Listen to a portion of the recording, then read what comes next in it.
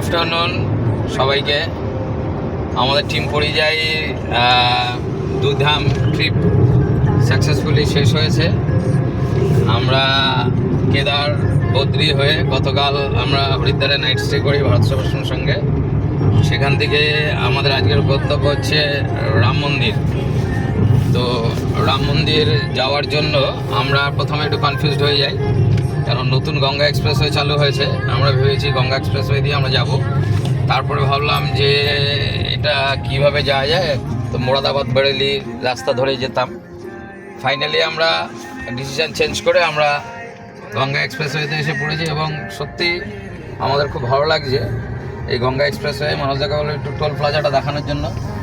এখানে মনে রাখবেন প্রত্যেকে যে এখানে গেলে প্রতি কিলোমিটারে 2 টাকা 55 পয়সা করে টোল পে করতে হবে, আর এতে করে আপনার মাইলেজটাও বাড়বে। আমাদের টার্গেট দিয়েছে, আমরা এটা মোটামুটি মিরাট থেকে 77 কিলোমিটার পার করে এসে ধরেছি। 302 কিলোমিটার এই রাস্তার উপরে আমরা থাকবো। তো আমরা আশা করছি 3.5 ঘন্টার মধ্যে আমরা এটা কভার করবো। আমরা 11টা 9 অলরেডি উঠেছি এই রাস্তায়, এখন 11টা 56 বাজে। কতটা এসেছি মানুষ দাম মোটামুটি আমরা প্রায় 75 কিলোমিটার, হ্যাঁ মিনিটে 1.5 কিলোমিটার করে আমরা ট্রাভেল করতে পারছি। আমি 100 এক্সিট করছি না। আমরা উত্তরপ্রদেশের মধ্যে দিয়ে এখন যাচ্ছি, তাই মেনলি তাই তো। আর দুই দিকে কি সুন্দর সবুজ, সব বাজরা বা গমের